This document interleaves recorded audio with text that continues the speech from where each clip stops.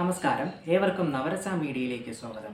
ദശാവതാരം ഭഗവാൻ മഹാവിഷ്ണുവിൻ്റെ 10 അവതാരങ്ങളെയാണ് സൂചിപ്പിക്കുന്നത്. ഇതിൽ ആദ്യത്തെ അവതാരമാണ് മത്സ്യാവതാരം. എന്തിനായിരിക്കും ഭഗവാൻ മഹാവിഷ്ണു മത്സ്യാവതാരം എടുത്തത്? നമുക്ക് നോക്കാം. പണ്ട് സത്യവ്രതൻ എന്നൊരു രാജാവ് ഉണ്ടായിരുന്നു. അദ്ദേഹം രാവിലെ സൂര്യവന്ദനം ചെയ്തുകൊണ്ടിരിക്കുന്ന സമയത്ത് പുഴക്കരയിൽ നിന്നാണ് ചെയ്യുന്നത്. അദ്ദേഹത്തിൻ്റെ കയ്യിൽ ഒരു ചെറു മത്സ്യം പെട്ടു.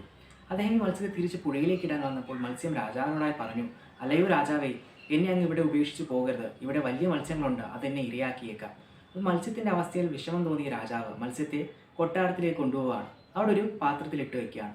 പക്ഷേ രാജാവിനെ അമ്പരപ്പിച്ചുകൊണ്ട് മത്സ്യം വലുതായി. ആ പാത്രത്തിന് താങ്ങാവുന്നതിനേക്കാളും വലുതായി. ഇപ്പോൾ രാജാവ് മത്സ്യത്തെ ഉടനെ വേറൊരു വലിയ പാത്രത്തിലേക്ക് നീക്കുകയാണ്. അവിടെയും വീണ്ടും അത്ഭുതത്തോടെ ആ മത്സ്യം വീണ്ടും വലുതായി. ആ പാത്രത്തിന് താങ്ങാവുന്നതിനപ്പുറം വലുതായി.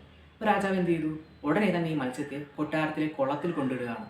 എന്നാൽ അത്ഭുതമെന്ന് പറയട്ടെ, വീണ്ടും വലുതായി.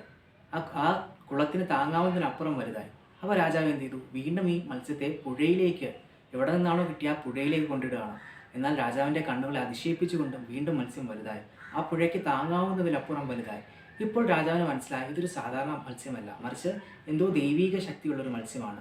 രാജാവ് മത്സ്യത്തോട് ചോദിച്ചു, അല്ലയോ മത്സ്യമേ, അങ്ങ് ആരാണ്?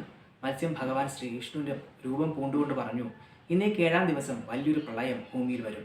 അത് സകല ജീവജാലങ്ങളെയും ഇല്ലാതാക്കും.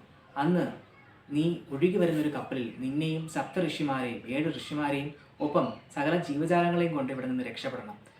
ഭഗവാൻ പറഞ്ഞതനുസരിച്ച് 7-ാം ദിവസം വലിയൊരു പ്രളയം വന്നു. കടലിലെ തിരമാലകൾ കരയിലേക്ക് അടിച്ചു കയറി. ഭൂമി മൊത്തം വെള്ളത്താൽ ചുറ്റപ്പെട്ടു. ആ സമയം വിദൂരതയിൽ നിന്ന് ഒരു കപ്പൽ നീങ്ങി വരികയാണ്. സത്യവ്രതൻ അടുത്തേക്ക് നീങ്ങി വരികയാണ്. സത്യവ്രതൻ തന്നെയും 7 ഋഷിമാരെയും ഒപ്പം സകല ജീവജാലങ്ങളെയും കൂട്ടി അതിൽ കയറുകയാണ്. ആ സമയം മത്സ്യരൂപം പൂണ്ട മഹാവിഷ്ണു ഭഗവാൻ അവിടെ എത്തുകയും വാസുകി നാഗത്തെ ആ കപ്പൽ ഘടിപ്പിച്ചുകൊണ്ട് ചലിപ്പിക്കുകയാണ്. അങ്ങനെ ദിവസങ്ങൾ നീണ്ടുപോയി.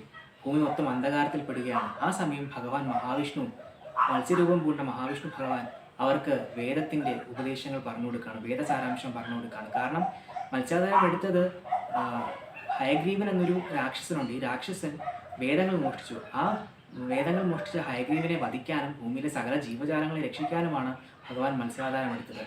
ദിവസങ്ങൾ കടന്നുപോയി. അവസാനം ഭൂമിയിലെ വെള്ളമെല്ലാം മാറിത്തുടങ്ങി. അങ്ങനെ ഭൂമിയിൽ വീണ്ടും ജീവൻ തുടിച്ചു. ഒരു പുതിയ യുഗത്തിന് തുടക്കമായി.